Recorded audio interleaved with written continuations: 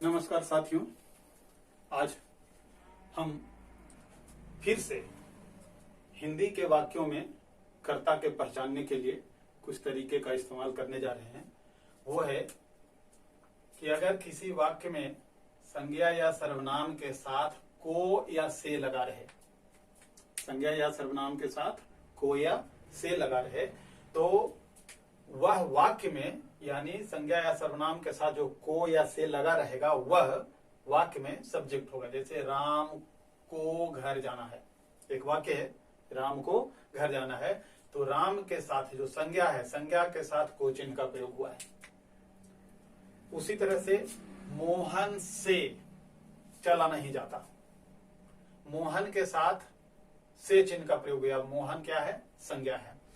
तो राम और मोहन यहाँ संज्ञा है और उसके साथ को या से चिन्ह का प्रयोग हुआ है, तो इस वाक्य में यानी राम को घर जाना है, राम को यहाँ करता है और यानी सब्जेक्ट है। मोहन से भी करता है यानी सब्जेक्ट है।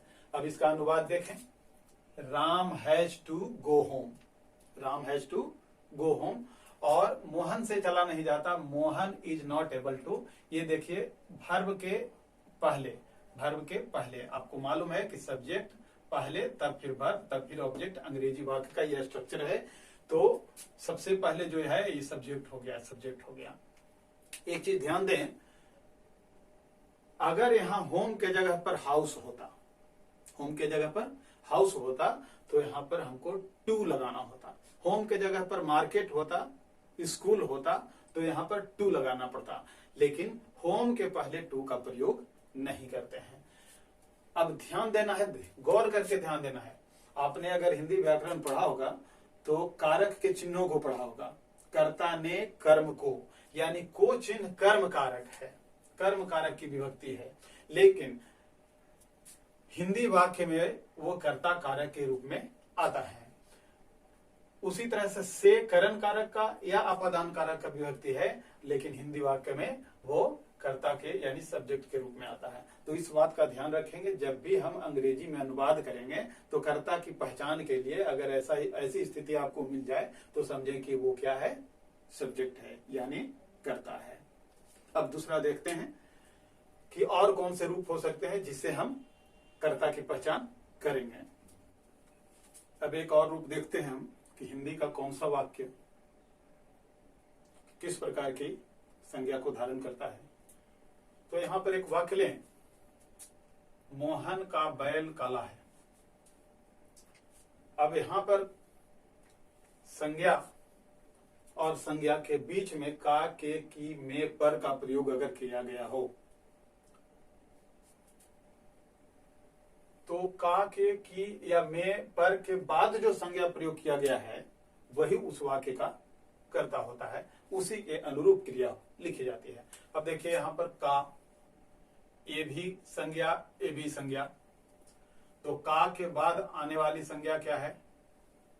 बैल, यानी बैल इस वाक्य का सब्जेक्ट है, कर्ता है। राम की गायें, ये भी संज्ञा, ये भी संज्ञा, उसके बीच में की का प्रयोग हुआ है, तो गायें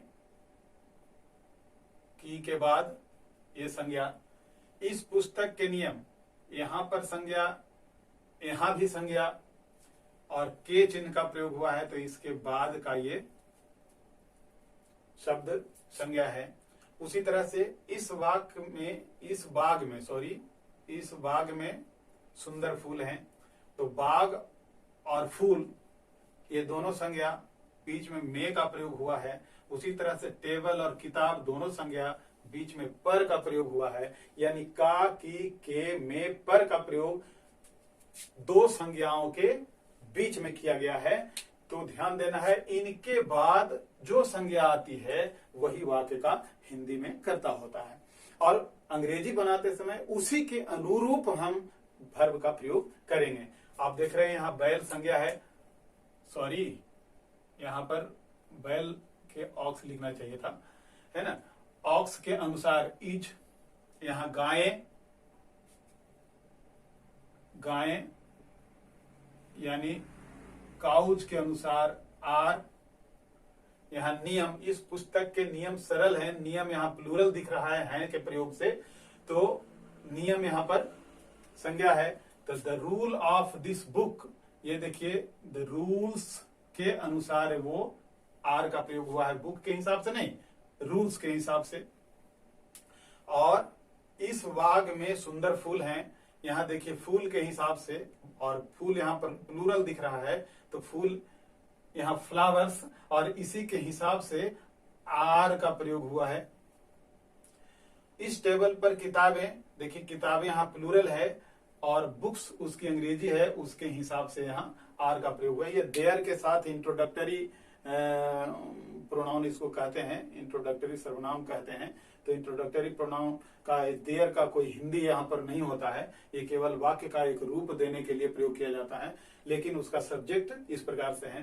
तो ध्यान देना है, जब दो संज्ञा हिंदी में प्रयोग हो और उसके बीच में का, के, की, में, पर का प्रयोग किया गया हो, तो वो वाक्य का सब्जेक्ट होगा और वर्ब भी उसी के अनुरूप लिखे जाएंगे। ध्यान देना है, कभी कभी ऐसा होता है कि नाउन